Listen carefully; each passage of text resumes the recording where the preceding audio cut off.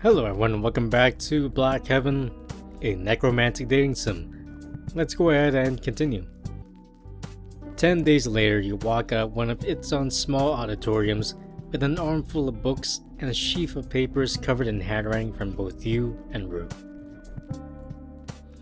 The presentation is over, and you can still hear the panel of four masters talking in hushed tones. Rue is sitting on a bench in the hallway. She raises her expectant eyes to you and bites her lip. You give her a short nod and a nervous smile and sit down next to her. A few minutes later, both of you are called back into the auditorium, where the most senior master clasps your hand. Initiate Zini. After careful consideration, we have decided to accept your research proposal. It is novel in scope and ambitious in its methodology, and frankly, we're quite curious. Where did you come up with the idea? Oh, I was just doing some reading in the library, and one idea led to another. I see. Well, I want you to know that research proposals by first-year initiates are rarely entertained. This is a notable exception, and one you should take pride in. The old woman winks at you. You give her a nervous smile, and she looks at Rue. He will be relieved of some of his normal scholarly coursework to focus on this project, which will naturally be overseen by you, his mentor. He'll also gain the rank of Fellow of Pt.10, which grants him a stipend, an invitation to faculty functions, and a new badge signifying his rank. Professor Okazi, you'll ensure that all of the paperwork is completed, yes? Yes, ma'am. Good. Then you're dismissed. Congratulations, fellow Zili. We'll be eagerly waiting more surprises. Sitting in Rue's office afterward, you watch her struggle to open a bottle of wine. Finally, she pours out 2 glasses and raises a toast. To Uzo, the masterful puppeteer corpses. You clink your glass against hers with a grimace, but softens into a smile. You raise your glass to her, then drink. As you gaze into your glass, you realize that this is the first time you felt like you belong here. Not that you're just good enough to squeak by. This all started from an idea you'd had. You'd worked on it, you'd presented it, and now a bunch of scholars who'd spent their entire lives studying the art of immortality had just invited you to be one of them. Rue has always believed in you, but now, you believe in yourself. A few days after your presentation, you get another origami messenger from Lyse. This one is a horse. You give up trying to figure out how they make it from Lyse to you without getting soaked by the snow. Inside is a short message. Hey you, I'm going to be doing some boring anatomy work to get ahead to next semester. Do you want to come over and keep me company? You look down at Lyse's signature, then the postscript. Yes, if you have any extra firewood, can you bring some over? I'm all out and it's freezing. You sigh, but you're not that surprised. Despite Lyse promising to turn over a new leaf, it feels like she's still taking advantage of you, just in smaller ways. You put on your jacket, pants, and shoes, then gather up a bundle of firewood from beside your fireplace and tuck the logs under your arm. You knock on Lyse's door and hear her saw-clad feet bound across the floor on the other side. The door swings open and Lyse is standing there, beaming. Hey, long time no see. Oh, you walk into her dorm room, which is absolutely ice cold. You can feel the air leaching the warmth from your face. Damn, you can start meeting here. What happened? Lyse is already climbing into her bed and wrapping herself in blankets. I burned through my stock the past few nights trying to keep this place toasty. They said I had to wait until tomorrow to get any more. You kneel down and place a few logs in the fireplace, arranging them into a square-shaped stack. You take a thick match from the little paper box on top of the mantle, then grab a handful of paper from the little box of kindling. You look down at the rumpled paper and realize it has a seal of Its on Academy on it. You glance down at the official-looking blocks of text and notice the header. Notice of probation for misconduct. What you looking at my trash for? It's just a bunch of old papers and exams. You can burn those. You toss the paper into the fireplace, then light the match and ignite it. Soon the logs are engulfed in flames, giving out pleasant waves of heat. Alright, it'll take a while for that to heat up the room, but it'll get there. Thanks a bunch. Now get over here before your skin turns black from the cold. Lyse lifts up one wing of her quilt, motioning for you to drape it across your shoulders. You sit down on the bed, shoulder to shoulder with Lyse, and pull the blanket over you.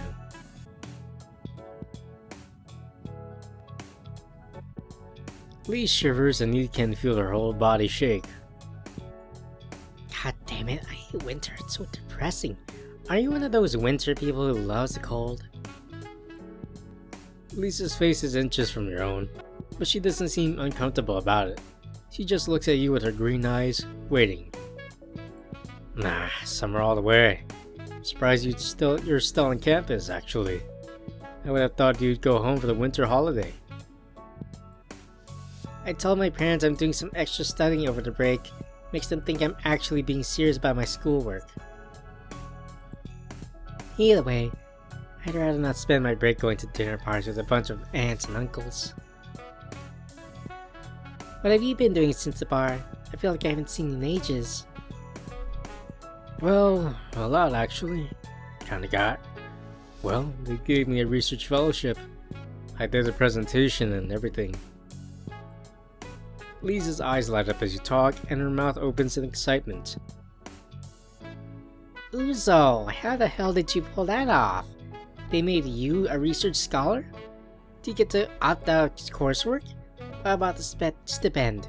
Are they paying you? Wait, how do you know about all that stuff? Because I wanted to get a research fellowship. It's so cushy. I thought it would take a few years to get one, but they're just handing them out. Ah, that's so exciting. What was your proposal? Well, the basic idea is that the body has a lot of organs that are used to allow movement. You know, the stomach and the intestines digest food to give your energy to move and breathe and stuff. My proposal was to eliminate everything in the body but the heart and brain. Replace the blood with a substitute. Replace all the muscles with a system of wires. And use magic to move the wires. If you keep the flesh preserved, you can keep the body intact enough to keep the soul from separating from it, and now you're basically a living puppet of flesh. Oh, disgusting. But why not just get an artificial vessel for your soul at that point? Well, because that's more dangerous. You'd have to unanchor each part of your soul from your body, then move it over to your vessel. If you mess up just one of those, everything goes wrong.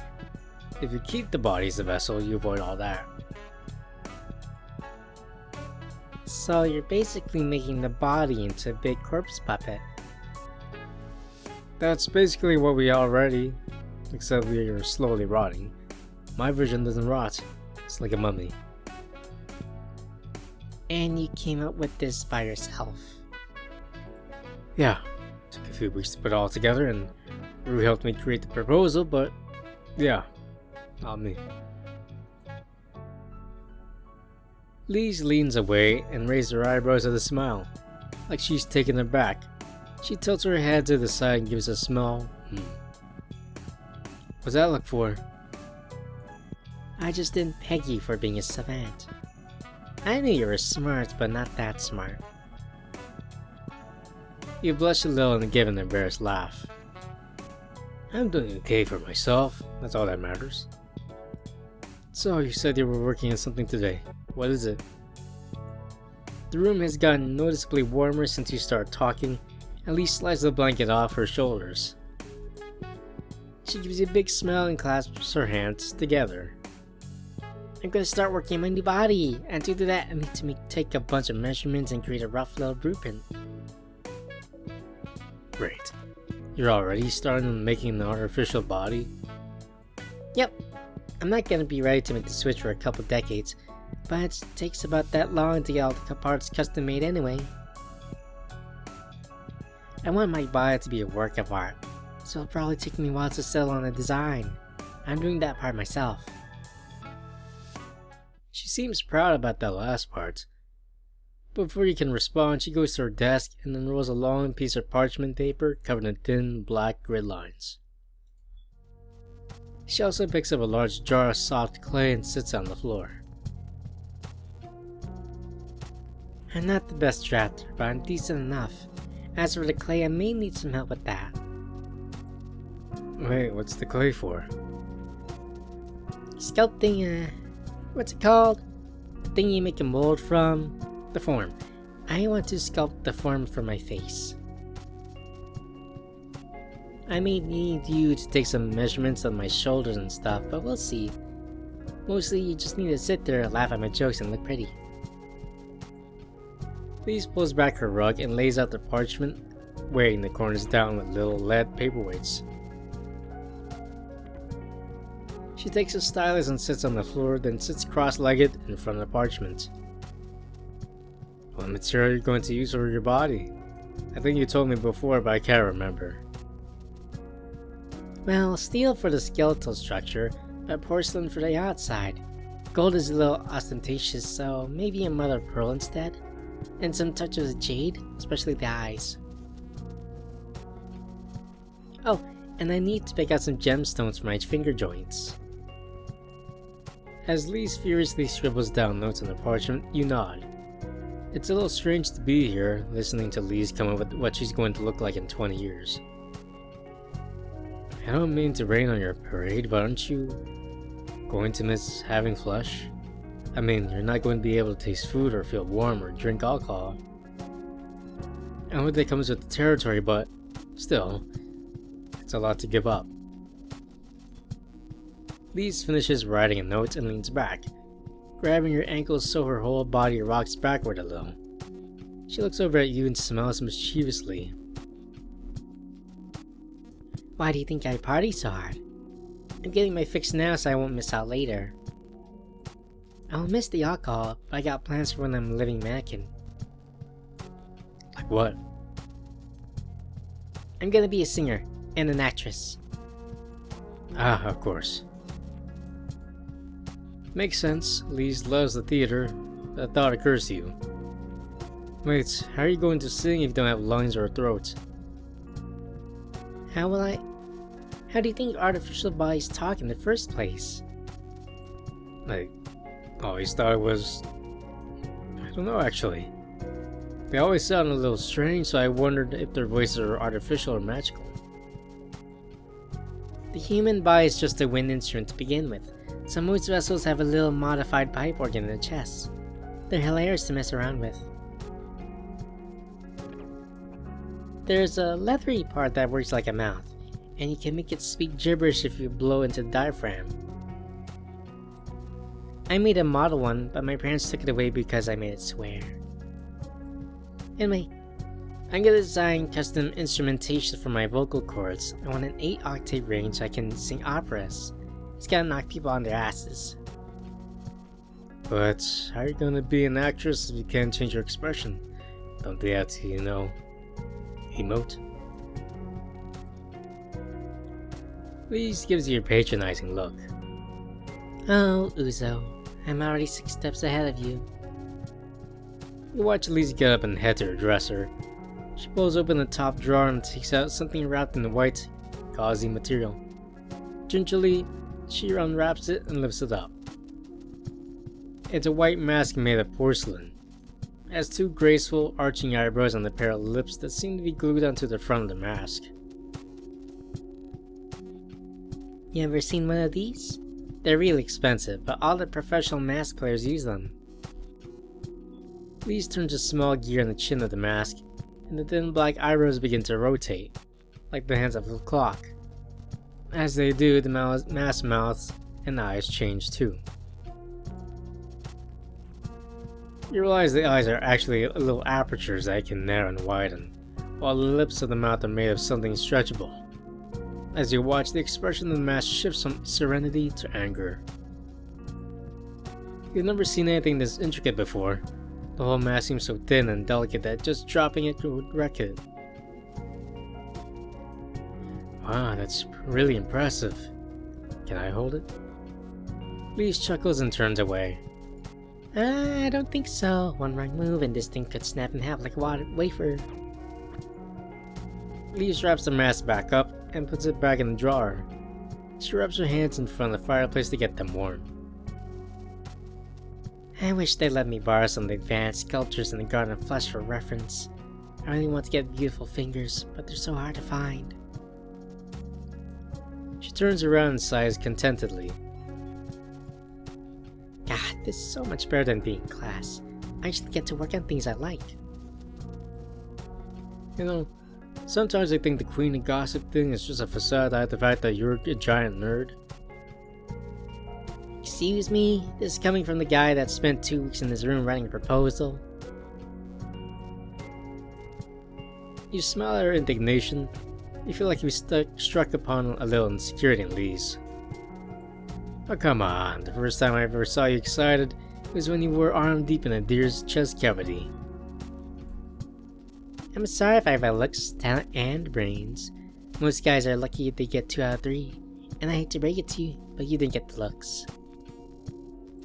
Lyse stands there with her hands on her hips, waiting for your retort. Instead, you just sit there, grinning at her. Oh, that hurts.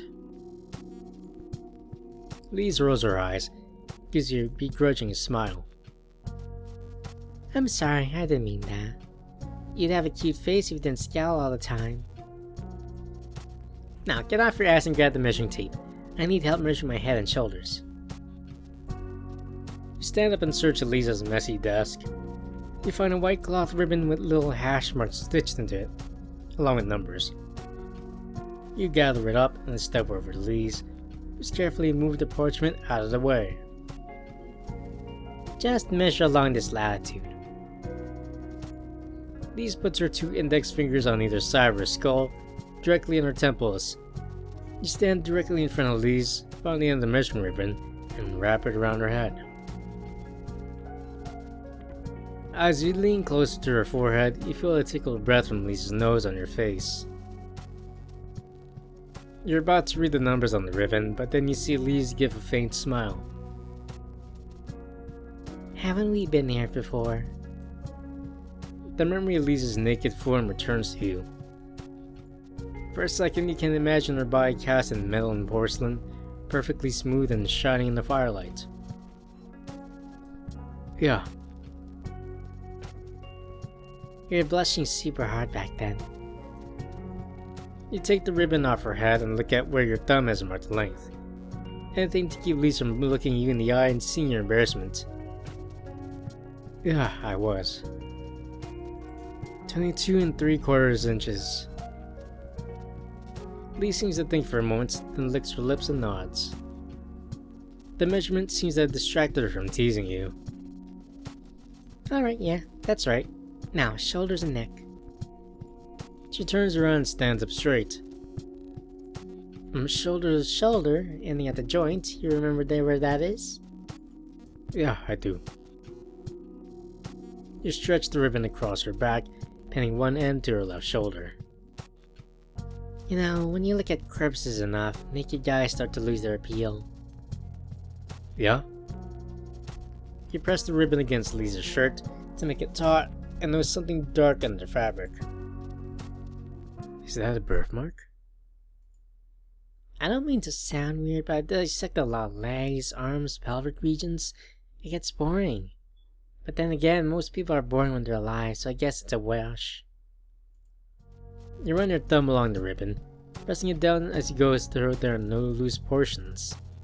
As you do, you see more dark spots through Lyse's shirt. They look like... Sorry, I'm just rambling. I guess I'm getting depressed because all the people I met here end up being shallow. Cancer. Can you do my spine next? Yeah. You stretch the ribbon up Lyse's back and pin one end to the base of her neck with your thumb.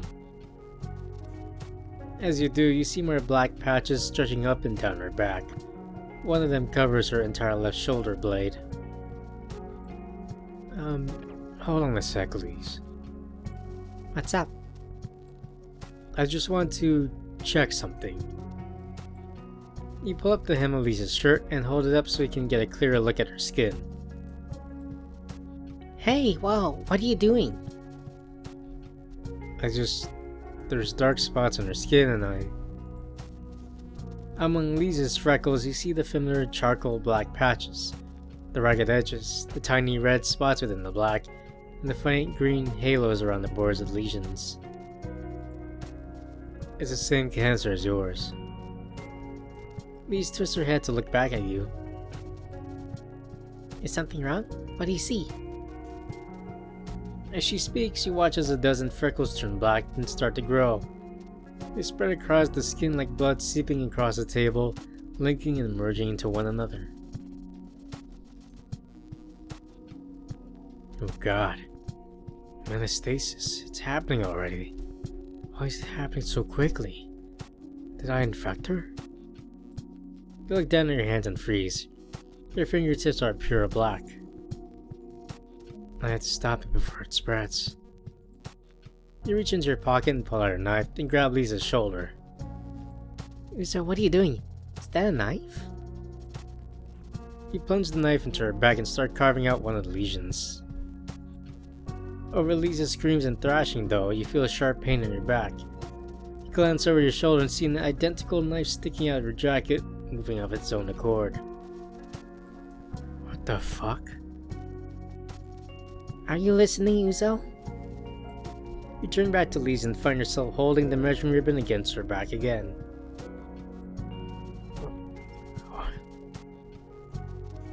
Yes, putting your hands on me really entranced you that much? No, it's just trying to get the measurement right. You peer through the fabric of her shirt, but the black patches are gone. What's the number for the spine then? 18.4. You feel the terror recede from your mind, along with the memory of those black spots. You ever hear that poem that goes, if you win the rat race, then the rat is all you'll be? No. Makes sense though. I've been thinking about it a lot lately. All my so-called friends are back home celebrating with their families, so I had a little reprieve from hanging around with them. I'm kinda dreading the new semester when they all come back. Just want to play the game, but I've seen what's waiting when you win. You crouch down next to Lyse and look over the figure she's writing out. She looks like she's measuring proportions. What is it? Get a bunch of fancy dinners, a lot of expensive guests, and an entitled idiot who thinks he's going to get laid regularly, which of course he's not. Lyse sighs and puts down her stylus. She sits down and spreads her legs out, propping herself up on her hands. And before you lecture me, I know that's what I signed up for. I just thought I'd come across a real catch eventually. Turns out maybe fishing in the wrong pond. Lyse looks over at you and gives a sheepish smile. You shrug and sit down next to her, cross-legged. Well, what are you looking for? Oh, I don't know. Someone who can have a conversation with. Intelligent but not snobbish. Handsome but not full of himself. Confident, driven, but not so weird in his word that he doesn't visit me. You know, a nice balance. Money isn't a big deal, I'm already rich. But he has to make something of himself or else my parents would kill me. And of course, a huge dick. Lyse looks at you, watching your face for a second. Then she bursts into laughter, which makes you laugh too. Still, her description makes butterflies flutter in your stomach. Is she talking about me? You recover from laughing and put a hand on your forehead. So, where are you gonna go fishing for this intelligent, driven, handsome fish? Lyse puts her finger to her chin, looks up at the ceiling, as if she's thinking. I don't know yet. Sometimes you gotta learn them out of hiding. Lyse shrugs and gives you a big smile. Wanna watch me absolutely embarrass myself trying to scout my face out of clay? What, you're not good at it? It's hard to do with a mirror because you can't get all the angles. Then let me try. You? Do you know how to sculpt? A little. I used to make wax seals and little models as a hobby. Well, if you make me the potato head, I guess I can just squash and start over. Give it a shot. You sit on the bed with a wooden tray on your lap while Lyse pulls her chair over to the bed and sits facing you. She plops a heap of clay on your tray and you start shaping it into a rough sphere. I sat for portraits before, but it's boring. It's gonna mess you up if we talk. Maybe. I haven't done this in a while. Okay, I'll try to be quiet. You look up at Lyse and gaze over her eyes, her cheekbones and her lips. You chuckle. What? Is there clay on my face? No, just admiring the view.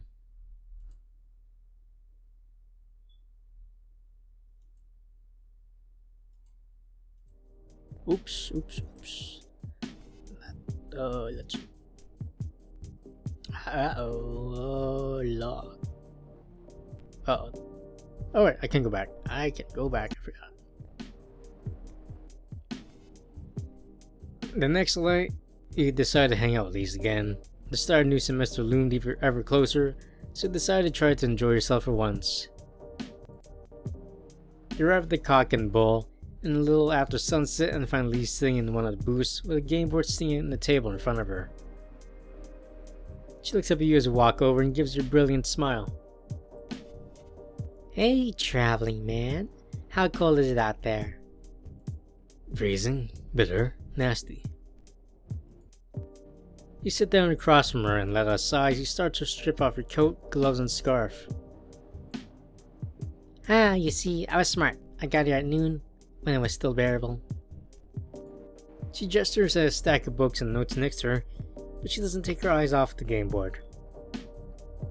You recognize the pieces and cards. Seeker. I didn't know you played. Oh, I used to be good. My parents taught me how to play because it's fashionable. But then the drinking started and I started getting interested in boys. Now my skills are all atrophied and I can't remember half what I learned. Kinda surprised you'd care about this. Who are you playing against? Oh, that's me. Lyse moves a piece, then moves it back and places it on a different square. She rests her chin on her fist and makes a sound. I heard there's a private club for it on campus, and people get pretty loose with the bets. I thought I'd sweep a couple invoices, I sweep a couple novices and make a little extra cash. At first I had to remember my openings. You chuckle to yourself. It's a very Lyse type of scheme. Play dumb and pretty, and beat people and take their money. You look at the board and at the cards. Lyse already halfway through her game. It seems there's a little line of captured pieces next to the board. No, hold on a second. You reach across the table and start setting the pieces back in their original places. Hey, I was in the middle of the game. I know, just trust me a second. You take a small piece of origami paper and hold it up. Remember how I fooled that Lyse when we were here last time? Yeah, sure. I learned something interesting about this game. There's a gambit you can play before the game starts called the Lyse Gambit.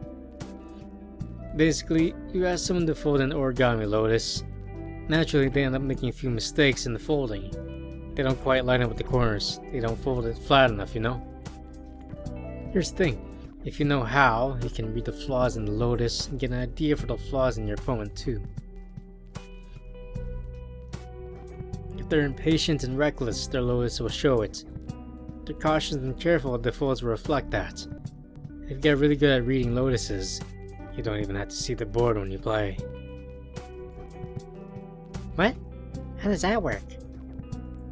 A person's whole personality is right there, in the Lotus. All you have to do is know how to see it. And once you really know someone, you'll know what moves they'll make before they do. This gives you a pained smile and inclines her head slightly. This sounds like the kind of swindle you'd run on someone who wants to get better at Seeker. You frown at her.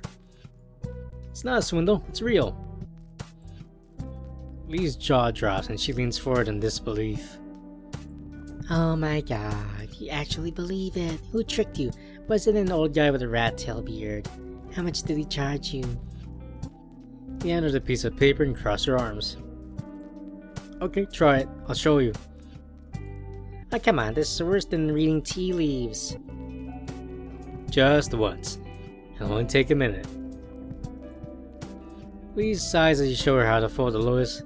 When you're done, you watch her carefully align the folds, then smoothly crease the paper with the heel of her hand. In about a minute, she hands you back a folded Lotus. There you go, read me, fortune teller. You unfold the Lotus with your fingertips and look over the lines. You don't recall the patterns from the book perfectly, but you remember the main archetypes. You see the angles for gregariousness. You see the angles for gregariousness and reflection, as well as two patterns you know well: the triangle for manipulativeness and the lopsided diamond of anxiety. In Seeker, these patterns usually add up to a style that leans on aggression and trading in pieces. Alright, let's play. Oh shit.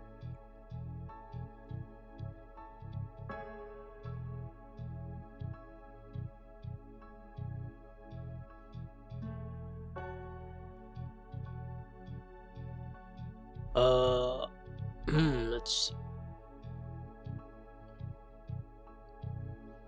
Let's take a screenshot.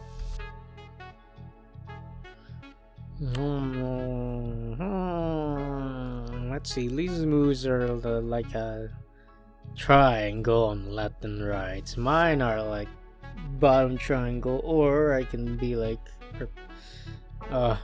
perpendicular squares. Parallel, my bad. Let's see. Can I click on these? Oh shit. My moves. They're her moves. Let's try.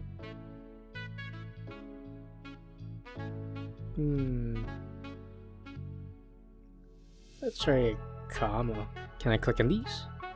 Please select the card before selecting a piece. Okay.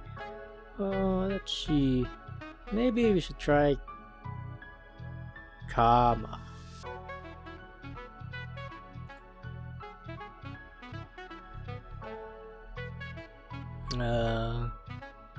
No, let's see. What do I pick?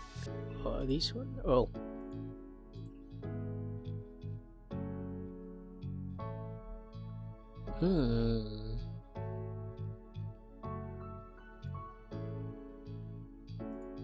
So do we want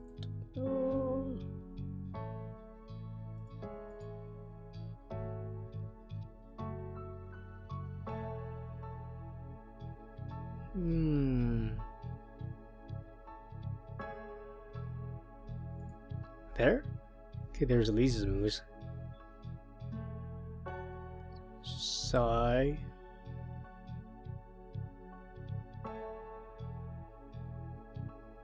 Abby can resign. Let's see. Let's try Greenson. So it's like chess, huh? Or maybe try comma.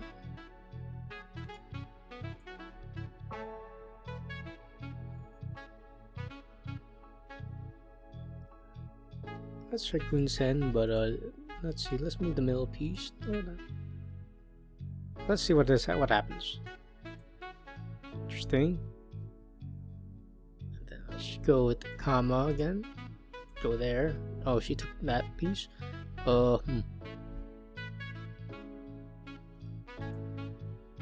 Comma. I claim that. Okay, she does that.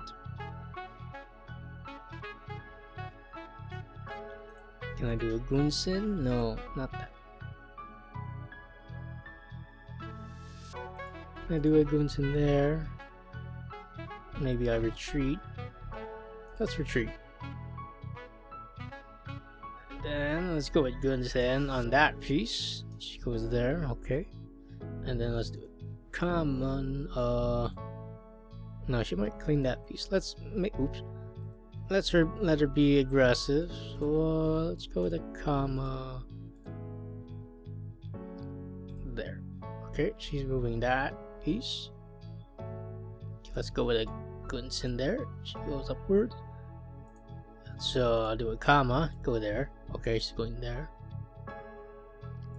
Do a Gunsin there. Okay. Let's do a comma. Go there. She claims that. I'm losing. Let's.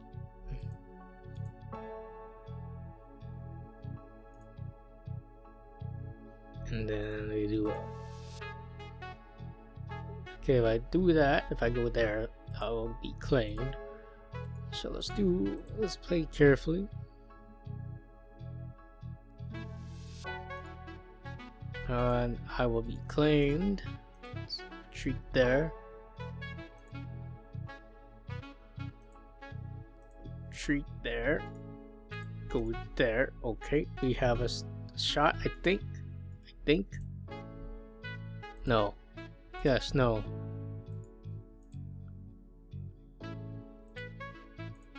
Gonna get claimed if we do that. Okay. We have 2 pieces left. I got this. Claim that. The king is dead. I lose. Yeah, I definitely lose.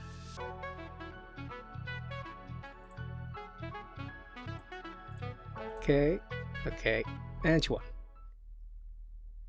See? What happened to your lotus, Uzo? I'm still practicing. It's not perfect yet. Interesting, a minigame. Oh, come off it. It's a con. You got duped.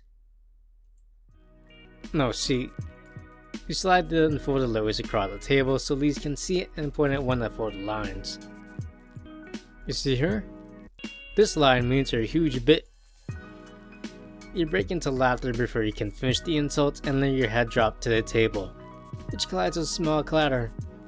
Lyse puts out a laugh of her own and you both sit there laughing for a while. Oh god. Was that whole thing just build up to call me a bitch? You pause to catch your breath and slide your hand over your hair, pushing it back. No, it's real. I found a couple of books on it. Your Lois and mine are similar. I tried it too. Lyse rolls her eyes and rests her chin on her palm. Well, I guess I've heard of worse pickup lines. You are rationally opposed to this. I think I heard a nerve somewhere. I just don't like the idea that you can slide some on a piece of paper, look at it and say, oh, I know you now. People are more complicated than that. Alright, sure, it's not an exact science.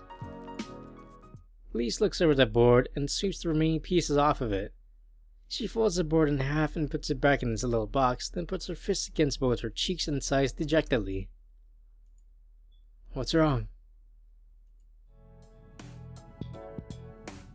I'm a little sick of playing games. I know we had that talk here a little while ago, but I'm just getting sick of a lot of things. Before, I would have relished pretending to be the what is that? I'll just say how I think it is. Ingenuine and hustling a bunch of idiots with this little secret thing, but now it seems like a tawdry little role. I guess I've been thinking about the future and I know how to cultivate ties to, what do you call them? composers and directors if I want to be a performer. That stuff seems worth it if I get to be on stage, schmoozing with people now. It's just to get perks and stay ahead of big boulder gossip before it flattens you. So, what are you gonna do? I think I'm gonna become a recluse. What, like me? You're the one that's always telling me to come out of my cave and have some fun once in a while? No, not like you. You do it because you're weary and bitter. I do it because I want to. I don't know, you sound bitter to me. Lyse sits up and picks up one of the game pieces. No, see, imagine, this is me. I'm all by myself over here. But people come and seek me out because I have a reputation. I'm fun, I'm witty, whatever. Lyse moves 2 other pieces close to her piece.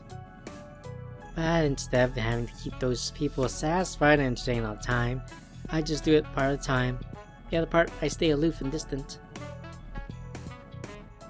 Like you. I helped create an aura of mystery and intrigue around you, so why not do it for myself? That way I can keep the idiot at arm's length and only let the ones I like in close. You look at her skeptically and shake your head. This is a really complicated way of saying, I don't want to be friends with people I don't like anymore. No, you missed the subtlety. You gotta play both sides a little. I just gotta adjust how much. Alright, so whatever you say. Am I gonna be invited into your illustrious inner circle? Lyse leans back and crosses her arms, gazing at the pieces on the table. You know, I've been thinking about you. I was going through the list of names of people I wanted to just cut out of my life, and there are a lot of them. I actually. Lyse tilts her head back and forth and looks up at the ceiling, giving a small, embarrassed smile. I made a little list with different columns, you know, to start the names. She starts counting on her fingers. The first column was the people I didn't want to talk to ever again. The second one was people I want to keep ties to. And the third was people I actually like. Lyse drops her hand and slides down in her seat a little. She sighs and keeps her eyes on the game pieces. Turns out the third column only had one name in it. You furrow your brows. You have an idea of who the name is, but you decide to make a joke. Lyse? Lyse gives you a sardonic look and shakes her head. No, you idiot, it was you! Ever since I got to this place, you've been the only one who hasn't played games. At least, not without me pushing you. Everyone else here's so concerned with living up to their parents' names and their own little egos that they're obnoxious to have a conversation with. Well, to be fair, you were playing that game too. Yeah, but now I want to play it last, and I want to play it on my terms. Lyse sits up and clasps her hands on the table, still looking at the game pieces. Talking with you the other day about planning on my new body really crystallized a lot of things. I'm not going to be able to enjoy a lot of things once I get my body. And before then, I'm going to get old and wrinkly and saggy, and I feel like... Lyse looks up at you. I'm gonna look back and wish I would have held on to that right people. Lyse lifts up her hand and reaches to put it on top of yours.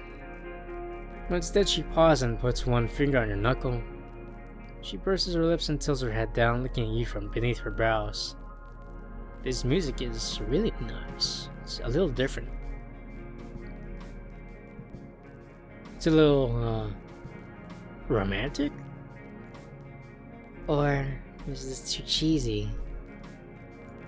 You smile at her and laugh a little.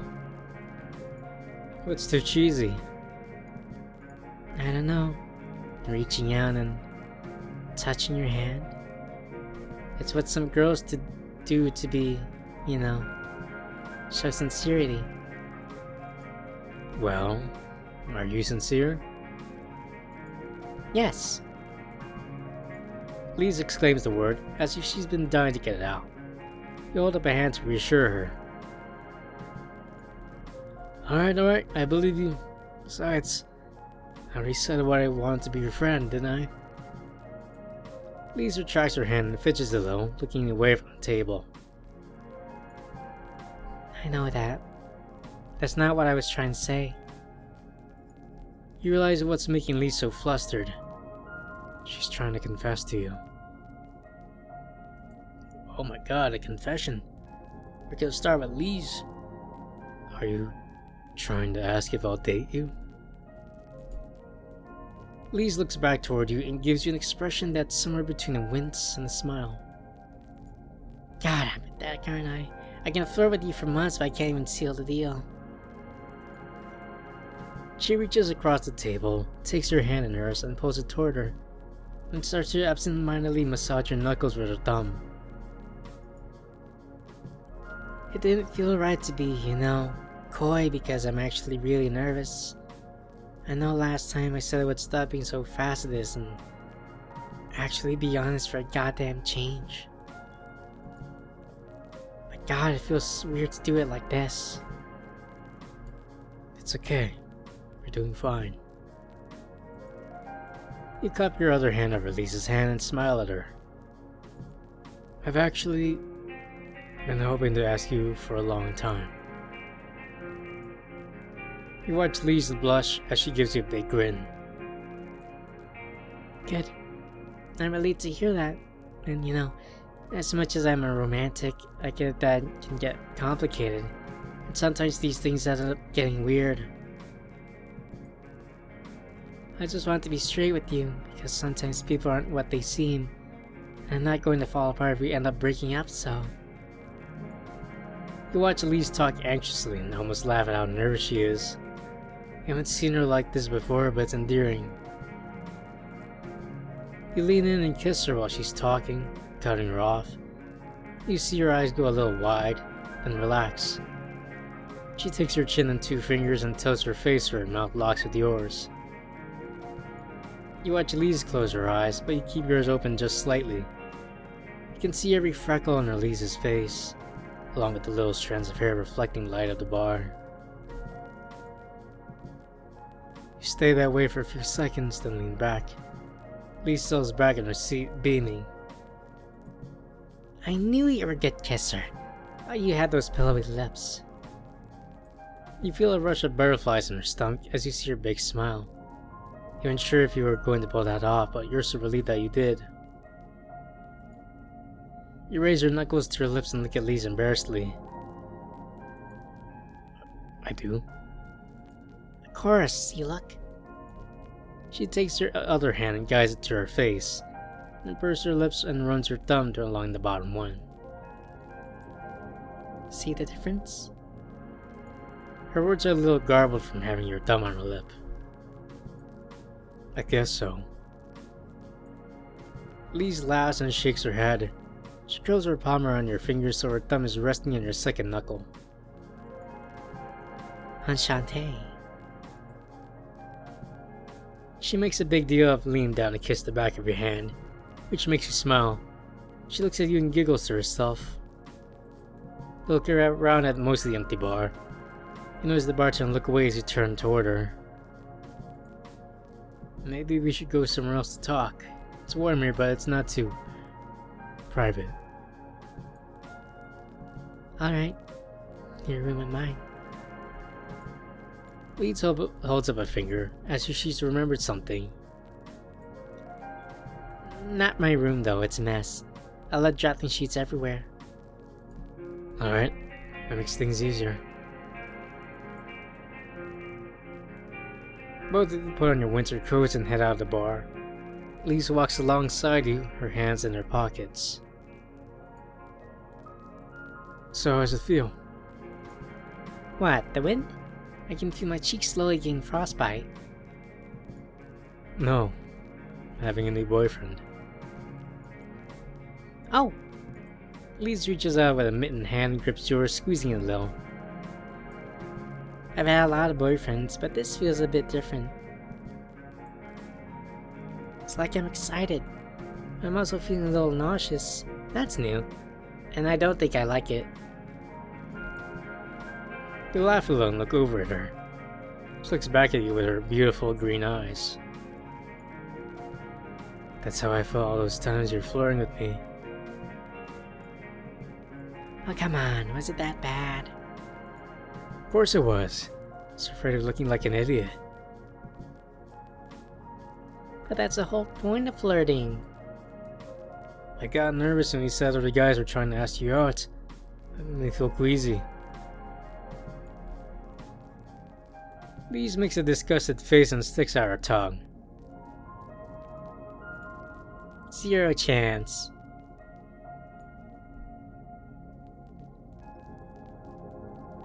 You walk back to your dorm and shed your boots and jackets.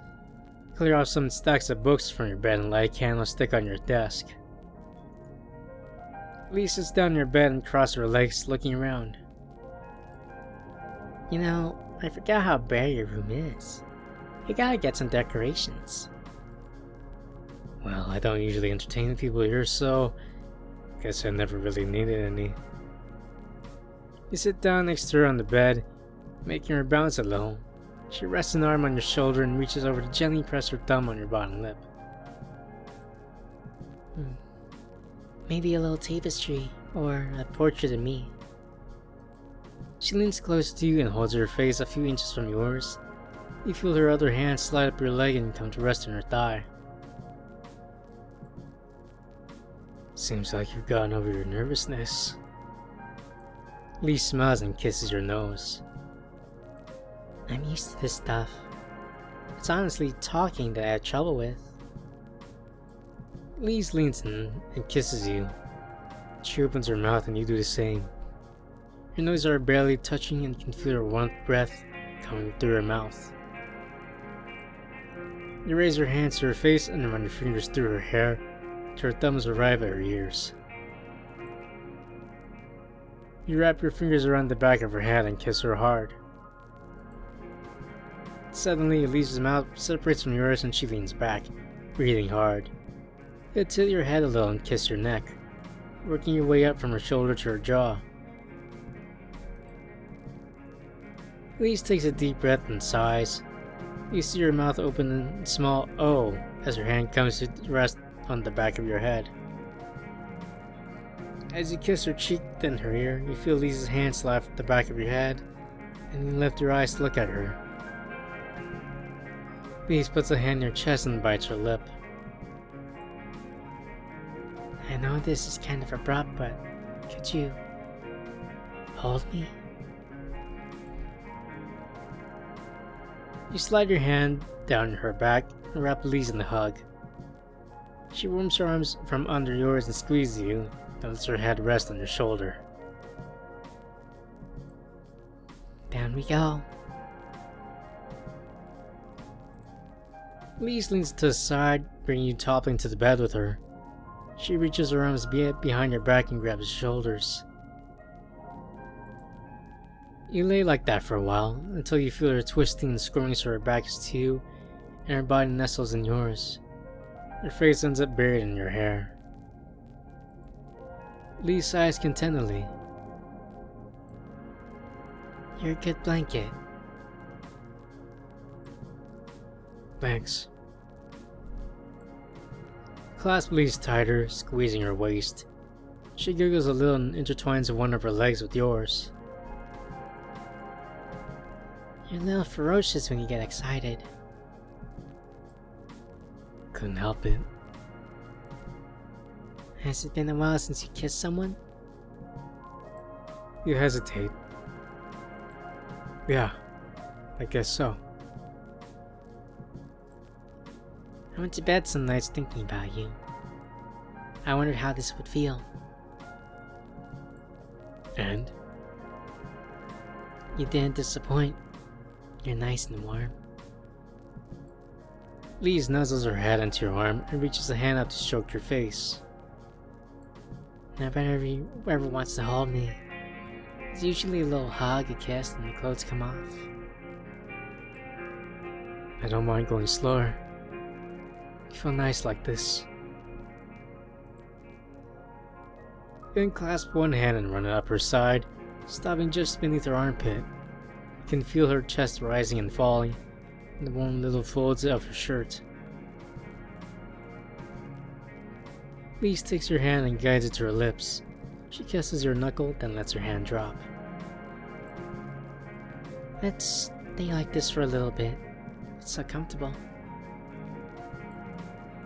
You lay there, listening to Lyse breathe. You want to close your eyes and enjoy this, having Lyse here, knowing she loves you. But you can't close your eyes. You stare at your empty fireplace, where the ashes of the last logs are piled up. Your eyes wander the blank walls of your room, as the frost across the window. You want so badly to just let go and savor this moment, but there's a part of you that won't let you. Hey, Uzo? Yeah? Can I sleep here tonight? Sure. Yeah. That night, Lyse lays curled up beside you in bed, one hand on your chest. You stroke her head until she falls asleep, staring at the ceiling all the while. You look across the room at the empty fireplace on the other wall. Despite having Lyse here, despite feeling her warmth soaking into your skin, you can't close your eyes and fall asleep. You know this is what you wanted, but now that it's here, some part of you is still detached from it. You try to push the feeling away. You curl one arm around Lyse's back, feeling her warmth. You never imagined how soft she would feel.